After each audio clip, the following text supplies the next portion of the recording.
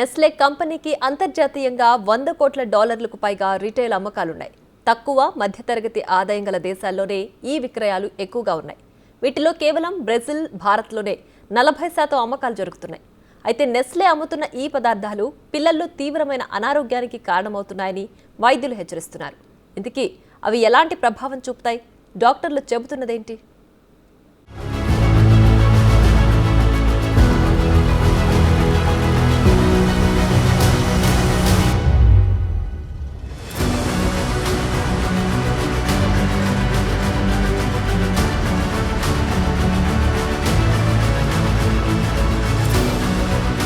అంతర్జాతీయ మార్గదర్శకాలను ఉల్లంఘించిన నెస్లే కంపెనీ పిల్లల్లో ఊబకాయం, దీర్ఘకాలిక వ్యాధులకు కారణమవుతోందని రిపోర్ట్ స్పష్టంగా చెప్పింది. ఇప్పుడు ఇదే తల్లిదండ్రులను ఆందోళనకు గురిచేస్తోంది. నెలల వయసు పిల్లలకు షుగర్ ఉన్న ఆహార పదార్థాలు పెడితే ఏమవుతుందనే సందేహాలు పెరిగాయి. అయితే దీని గురించి వైద్యులు తీవ్ర ఆందోళన వ్యక్తం చేస్తున్నారు. అది ఏ రకమైన కంపెనీ ప్రోడక్ట్ అయినా కావచ్చు, ఎలాంటి ఆహారమైనా కావచ్చు, నెలల వయసులో పిల్లలకు షుగర్ ఉండే ఆహారం అనర్థం చేస్తుందని వైద్యులు హెచ్చరిస్తున్నారు. ఇందులో ఉండే సుక్రోజ్ లాంటి షుగర్ నిల్వలు చాలా హాని చేస్తాయంటున్నారు. దీనివల్ల డయాబెటీస్, హైపర్ టెన్షన్ లాంటివి పిల్లలను వెంటాడుతాయని హెచ్చరిస్తున్నారు. మనం సాధారణంగా మాట్లాడుకునే భాషలో షుగర్ అంటే సూక్రోజ్, అత్యంత తీపికరంగా ఉండేటువంటి ఒక పిండి పదార్థం. పిండి పదార్థంలో చాలా రకాలు, సంక్లిష్టమైనటువంటి కాంపౌండ్ కార్బోహైడ్రేట్స్, సరళమైనటువంటి పిండి పదార్థాలు, ఉదాహరణకి గ్లూకోజ్, సూక్రోజ్. అయితే ఇక్కడ మనం మాట్లాడేది ఏంటయ్యా అంటే ఈ సూక్రోజ్ అనేటువంటి చక్కెర పదార్థం అనేది వేయకూడదు. కానీ పాలల్లో ఉన్నటువంటి చక్కెర యథావిధిగా ఉంది. అలా ఎందుకంటాము అయ్యా అంటే ఏ పిల్లల్లో అయితే మామూలుగా మీరు అంటే మొదటి 6 నెలలు సంపూర్ణ ఆహారం తల్లిపాలే ఇవ్వాలి. కానీ కొన్ని సందర్భాల్లో పోతపాలు లేదా గేదె పాలు ఇస్తారు, ఇవ్వకూడదు. యాక్చువల్గా గేదె పాలు అయితే అసలు ఇవ్వకూడదు. దాంట్లో కొంచెం చక్కెర కూడా కలుపుతారు కొంతమంది, తీయగా ఉండాలి. కానీ పాలు స్వతహాగా సహజంగానే తీయగా ఉంటాయి, అక్కర్లేదు. ఎందుకంటే దాంట్లో భిన్నమైన షుగర్ ఉంది. ఈ షుగర్ ఎందుకు వద్దుంటాం అయ్యా అంటే ఈ షుగర్ వల్ల పలు అనర్థాలు. ఏ రకమైన అనర్థాలు? ఒకటి, ఏ షుగర్ అయితే సరళంగా సింపుల్గా ఉంటుందో ఆ షుగర్ శరీరంలో చక్కెర శాతాన్ని సడన్గా పెంచేస్తుంది బ్లడ్లో. ఎప్పుడైతే షుగరు సడన్గా పెరుగుతుందో అంతే సడన్గా తర్వాత తగ్గుతుంది. అప్పుడు ఆకలి ఎక్కువ అవుతుంది. సో శరీరంలో ఉన్నటువంటి హార్మోన్ల సమతుల్యత దెబ్బతిని ఆకలి ఎక్కువై బిడ్డ ఇంకా ఎక్కువ అడగవచ్చు. సో బేసిక్గా మనం ఆ పిల్లలకి అవసరానికి మించి, మోతాదుకు మించి తినడానికి, తాగడానికి ఇచ్చినట్లయితే ఊబకాయం, స్థూలకాయం, ఒబిసిటీ వస్తుంది.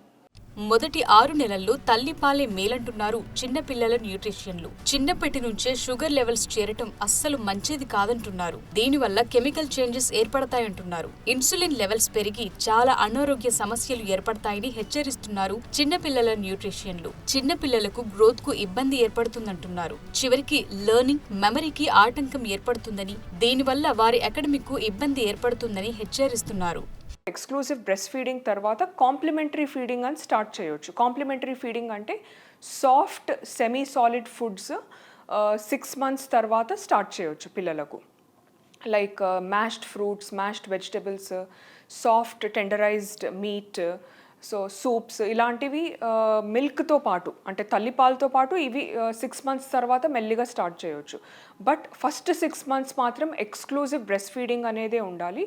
ఎందుకంటే బ్రెస్ట్ మిల్క్లో చాలా ఇంపార్టెంట్ న్యూట్రియంట్స్ అనేవి ఉంటాయి. All the multivitamins, multi minerals, everything is power packed in breast milk. చిన్న వయసులో పిల్లలు తీపి లాంటి పదార్థాలకు అలవాటు పడితే అదే వస్తువులకు ఎడిక్ట్ అవుతారు. అదే రుచి పదే కావాలని అడుగుతారు. పిల్లలు తీపి రుచికి అలవాటు పడితే ఎక్కువ చక్కెర ఆహారాల కోసం వెతకటం ప్రారంభిస్తారంటున్నారు చిన్నపిల్లల వైద్యులు. దీనివల్ల ఇతర ఆహారానికి దూరమవుతారు. ఒక విధంగా అలాంటి తీపికి బానిసైపోయి పౌష్టికాహార లోపానికి గురవుతారంటున్నారు. మనం మన బాడీని ట్యూన్ చేస్తున్నాం, ప్రైమ్ చేస్తున్నాం. నేను ఇదే తింటే నాకు అది సహజంగా బాగా అనిపిస్తుంది, అంతే కదా.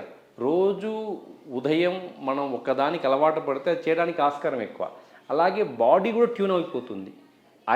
నేను వాటి క్రేవింగ్ ఎక్కువ అవుతుంది, నాకు దాని మీద ఆసక్తి ఎక్కువ అవుతుంది. కాబట్టి తర్వాత కూడా అటువంటి ఆహారపు అలవాట్లు ఏర్పడడానికి ఆస్కారం ఎక్కువ అవుతుంది.